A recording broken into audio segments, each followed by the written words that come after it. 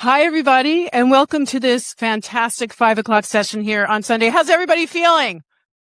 Good? You're excited to dig into the World Cup, one of the smallest sports events globally, right? Is everyone planning to watch? Everyone planning to watch? Is anyone going to a venue? All right. Well, what we're going to dig into is how is this going to happen?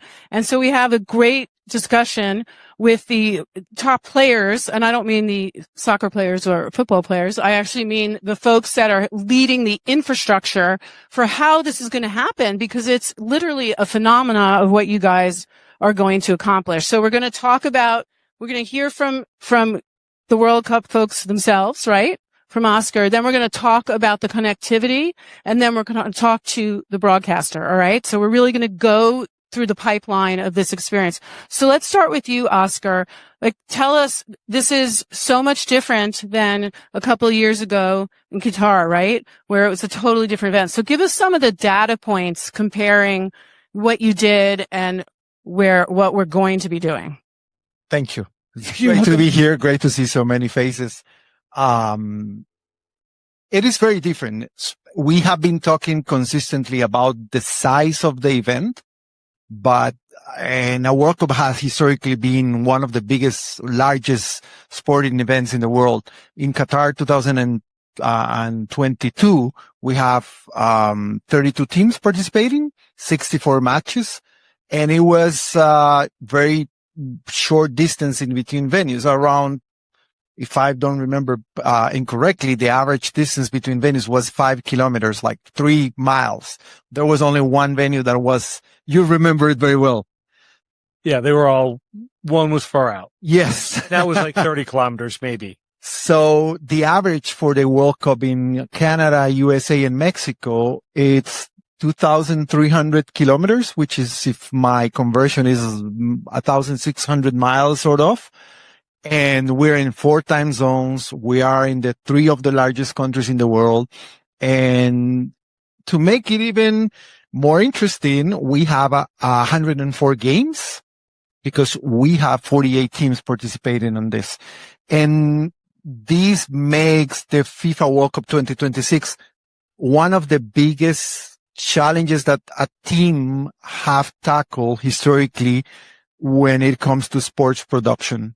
And we are very excited. We are super thankful with our partners. We are ready to go. I think there's still a lot of work to do, but we are in a good place. Now, you told me this great analogy because I was asking you, what are you really focused on? And you talked about the quality of the experience. And you gave me this great chef picture. Can you explain that? Because I, as someone who's not like the hugest soccer fan in the world, but I understand how big this is, but it was a great way for all of us to wrap our head around what you're really doing. I think before jumping into the analogy, it's the main point that I can touch is, if you watch a Super Bowl and it's produced by Fox is producing the feed, Fox is in charge of everything. And they control, along with the league, what is going to happen and what the fans is going to see.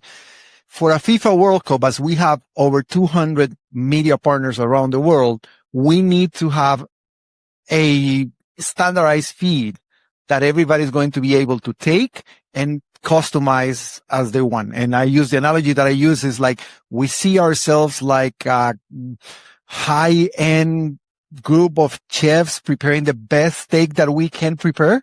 And once the steak is ready, we pass it to Kevin and the Fox team or Telemundo team or BBC or any of our media partners, and they decorate the plate however they want and according to their audience. And in this analogy, according to their customers. Right, because this is multiple cultures all over the world that will be consuming this content. Yes, and we need to produce a feed that it's good for. I mean, when you're producing a FIFA World Cup match, you have 250, 300 million people watching your games. The final last 2022 was 1.5 billion.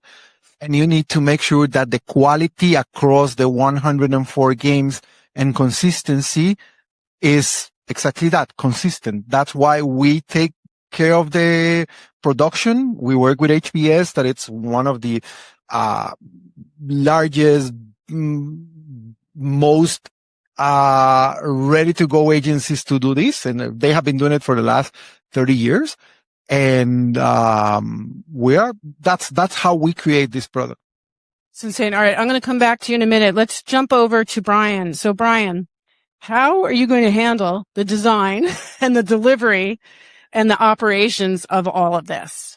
Tell us about the BCN, which that was a new word for me. So explain to us how you guys are going to do this. Yeah, sure, Lori, and excited to be here and excited for the partnership with FIFA and Fox Sports as well. So first of all, Verizon, we're very excited to be the official telecommunications partner of the FIFA 2026 World Cup tournament. And, we're ready to deliver, as you said, what is the largest sporting event ever in North America. And from a technology perspective, fan experience is at the top of our list, but we categorize the impact that we will create through delivering various networks and technology infrastructure across fan experience, match and tournament operations, and then of course broadcast.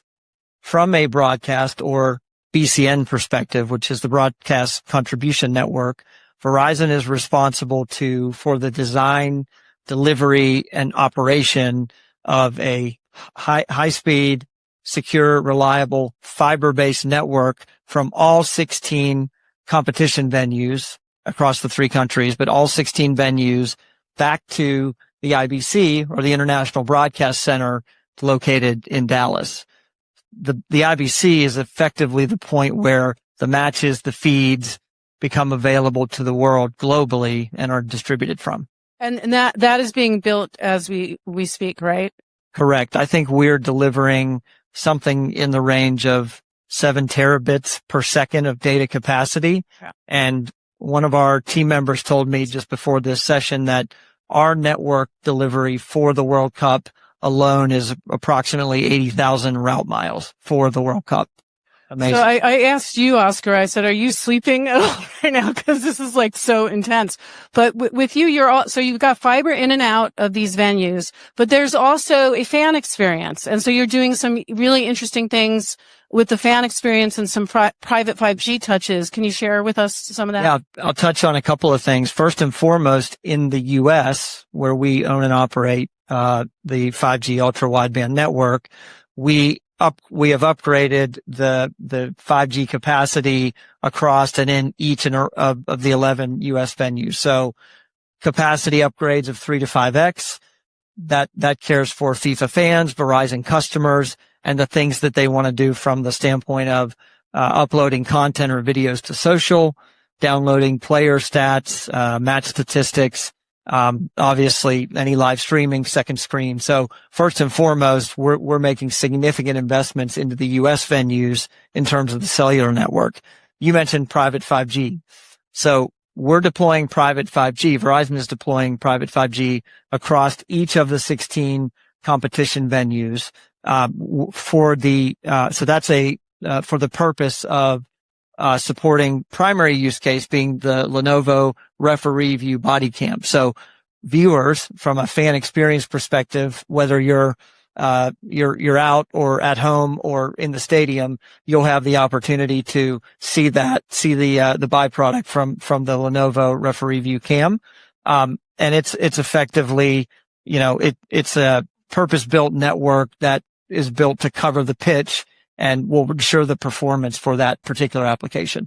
That's so cool. And we're going to talk more about these different things. Does everyone know what private 5G is, by the way? Raise your hand if you know what private 5G is.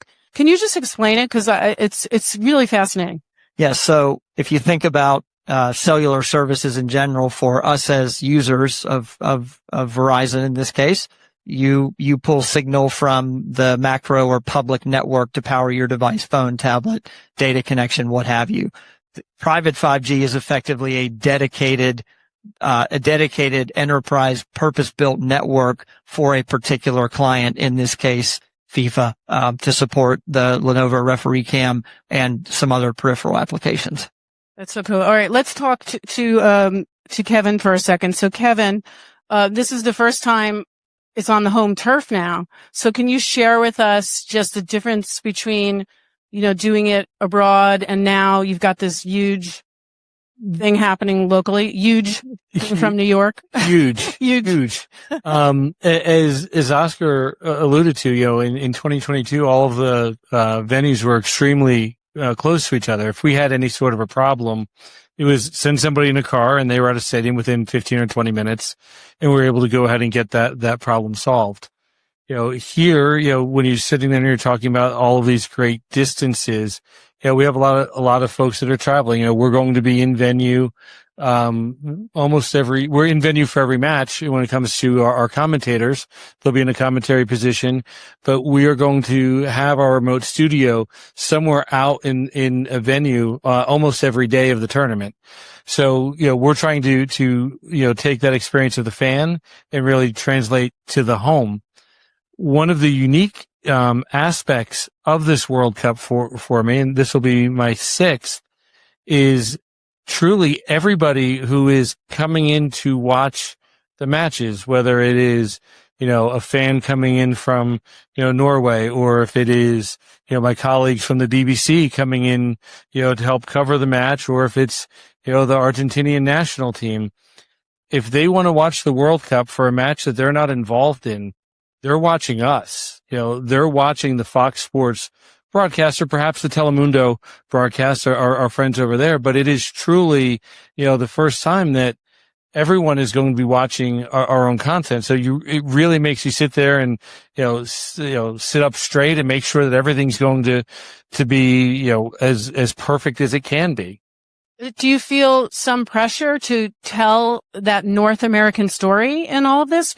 And you guys can jump into this too, but this is the first time it's all here, Mexico, Canada, America. I mean, to us, it is very important to make sure that we're telling the story. And when it comes to the way that Fox has approached the World Cup in the past, or really any of our sporting events in the past, we would always sit there and say, hey, there's 33 characters to this story. There's the 32 teams, and then there is the host country, that host country being that 33rd character in the story. Now we're saying, there's really 51. There's 51 characters there because we have to make sure that we are representing the culture of, Mexico, of Canada, as well as the United States. And that's something that we feel a responsibility to help make sure that everybody understands, all of the viewers understand all of the different little nuances and everything, and help them understand a little bit more about the cities where the matches are being played and take them through that journey. So interesting. Now, I know that, Oscar, when we talked, and you guys all mentioned this a little bit, but it's so important to you to create a great experience for all the fans that are not going to be in the stadium. So can you tell us a little bit about how you're going to be approaching that? I think for those of you who have been at a FIFA World Cup event, it's a party. It's a party. It's a celebration. No matter if your team is playing or not, it's a party and it's a great environment. And our colleagues at special events and stadium entertainment are even raising the bar even more, because we're in 3 countries that are used to high level of entertainment when it comes to stadium. So for us, the biggest goal is how can we make sure that we are passing that environment, that great party that is happening in the stadium, along with the action of the game, which is what everybody cares. And we are telling that story and showing it to the fans around the world, because this is the beauty of a FIFA World Cup, is what I was talking. You are sending your message. You are literally telling the story, quote unquote, playing with the feelings of billions of people around the world that are going to cry, are going to be sad, are going to be in tears, are going to be the happiest if their national team is playing, if their favorite players score, or if their team wins the cup. And that's the biggest responsibility that we have. Lori, I'll add to that, in terms of experience. So one of the things we're doing is investing and delivering, several types of technology to power the Fan Fest specifically. So that's a big driver. As Oscar mentioned, not everyone will be in the stadium or the venue. So the Fan Fests are a big focus for us in terms of infrastructure being deployed. Another item that I will mention for fans who come into the stadium, the U.S. stadiums with an eSIM capability on their phone, they will have the ability to join or trial the Verizon network in the stadium so that they can take advantage of that experience and that capability set, even if they're not a Verizon customer. So we're very excited about that as well. And Kevin, maybe also share with us, we were talking about our teenagers and they're watching on small screens and they're watching in a variety of different platforms. So how are you as a broadcaster thinking to where is everyone going to consume this? What is the format? Is it chunked up, smaller? Is it, all of you, I'm sure, are talking about this. How are you going to engage these next generations? Yeah, I mean, it's a huge part of our strategy. And, we really started, looking at, content is content. For us, it doesn't really matter if it's being delivered, vertical, 9:16, if it's being, viewed on a large screen. We need to reach the viewers where they're going to be. We need to go out and reach them, and we want to make sure that we're giving them that experience. That said, we still want to drive everybody to the linear broadcast. Most of what we're doing on our digital platforms, our social platforms, is intended to sit there and drive people to watch on the broadcast network or on FS1 or on Fox 1. When it comes to social and our digital platforms, it will have its own pregame show that will have its own presenters, and they're going to sit there and they're going to be probably a little bit less reverent, I'll say, than what our traditional studio show might be. A little bit more relaxed, setting more like this than a desk setting. And then they're going to lead into a 5-minute preview of the match. So you'll be able to watch the first 5 minutes if you're watching that show. And then you're going to get, reminded that, hey, this match is available on Fox. This match is available on, Fox One app. Additionally, like all of the social highlights and Oscar's team and our friends at HBS have done a fantastic job at really starting to create some digital first content. They're creating content that is 9:16. We will be clipping highlights that will be 9:16 so that they're appropriate for whatever format someone is looking to view the content on. And it is a very big part of our business now. And for you, Oscar, we were talking about, is your staff at this point, like, have you hired a younger staff? I mean, I'm not saying we're all old because we started this when we were very young, but, and we all look good. Don't we look good, ladies and gentlemen? Thank you. But, have you hired younger people just to have that perspective of how because they use devices differently than we do. They consume content differently. I think as content is content, as Kevin was saying, we have a large deployment for a tournament like this. It's more than 3,000 people working just in the production of the FIFA World Cup. We're generating 9,000 hours of content, and we have people of all ages. The good thing is that, yes, we have people that understand more the dynamics because they are closer to their age and everything, but they have been working with people that has been for ages in the industry, and they take the best from the best practices. So it's good. I told you the story about and this is a story that our colleagues from HBS told. There's this famous clip of Lionel Messi scoring, in 2022 in Qatar, and he comes and he celebrates in front of a girl that was our digital content first creator. And that was the most viral clip in the cup. And Messi was next to a big lens and a $250,000 camera. $250,000 camera, and the phone was the one that did everything. So that's crazy. On Verizon's network. Of course. And to Oscar's point, like, they're creating 9,000 hours of content. Yeah. And it's all great content, and we want to be able to share it with people. We don't have 9,000 hours on broadcast. So a lot of that does end up on social channels. It does end up on our digital channels. It might end up, as a VOD, type of program, because again, that content's getting created. There's 104 matches. Everything is important to somebody. So the more that we're able to get it out there to show that 9,000 hours of content, the better off everybody is. I mean, the data points on what you guys are doing are insane. And Kevin, I was just curious, Brian, I mean, Kevin, I mean, you guys have, great names, but Brian, in terms of the ref cam and all those more experiential viewpoints, is that a big part of what you guys are going to be delivering on as well? Because we're definitely in a world where people want experiences. So is that a big focus too? It is. I mean, we mentioned the fan fests earlier. We mentioned the billions of eyeballs that will see the tournament, in various mediums. And then the ref cam in particular, it's a very cool video-centric use case that we're able to delivering, really leveraging, kind of the latest and leading edge networking technology. So it's a very cool opportunity, and we're excited to power it. It's so great. I just we have a couple minutes left. Just, maybe you can just share what you're told us that we could keep going for the rest of the night because there's nobody else after us. Don't you have parties to go to?